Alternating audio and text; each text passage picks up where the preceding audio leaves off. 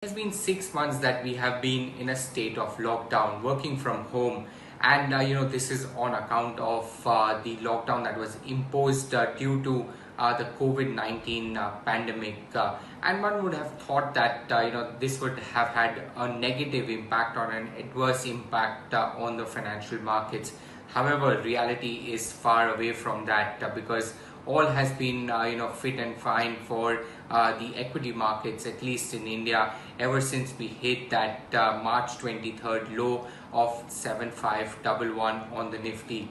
From there on, it has been a stellar recovery for the Nifty, more than 40% gains from that day onwards that we have recorded. But it's not been just India specific. Equities across the globe have rallied, and investors and traders have made a lot of money.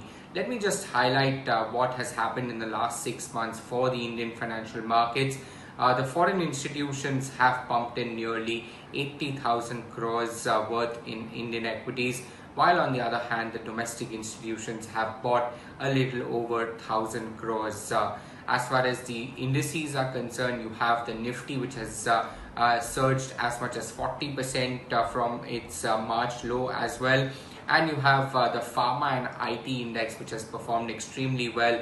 71% gain for the Nifty Pharma and 60% for the Nifty IT index. The broader markets also came on their own because the Nifty small cap index surged as much as 65%, while you had 44% gains that were registered by these mid-cap index. The Nifty auto index surged a little over 50%, and you had various other indices also which gave you returns of 20 to 40%.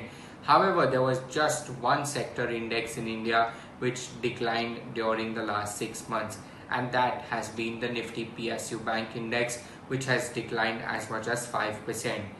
Stock specific action from the Nifty, there's a lot of stocks which actually returned quite handsomely during this period, but two stocks really stood out. One is India's largest company by market capitalization, which is Reliance Industries. That has more than doubled in the last 6 months, along with another company, M&M, which has also managed to double the investor wealth in the last 6 months itself.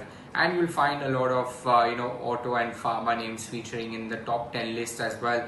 The likes of Cipla, Hero Moto and Tata Motors, along with Dr. Reddy's and HCL Tech, which have also gained anywhere between 70 to 90% in the last 6 months. Flip side, the losers that we are going to talk about, there have not been many. In fact, out of the 50 Nifty companies, there have been just 3 losers, which is IOC and Coal India, 10% downtick for both of these, and you have SBI, which has also declined to the tune of about 4%. But moving on to the broader markets, there's been a lot of high flyers, multi-baggers if you would call them. Adani Green, for one instance, and Intellect Design Arena, along with Loris Labs. These 3 stocks have surged more than 300% in the last 6 months, while you have other stocks like Jain Irrigation, Birlasoft, along with Zensar Tech, KPI Technologies, Granules India, Wellspun India, as well as Web of Global, which have surged nearly 200 to 300% during the last 6 months.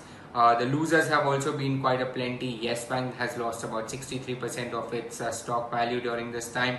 Omax has also lost more than 50%, while you have Future Lifestyle, which has declined as much as 44%, and then you have India Bulls Integrated Services with a couple of PSU banking names like Bank of Baroda and PNB, which have declined 20 to 30% each, and then you have Aditya Birla Fashion along with PVR that have declined more than 20% each, and lastly you have Future Retail, which has also managed to decline about 20% in the last 6 months.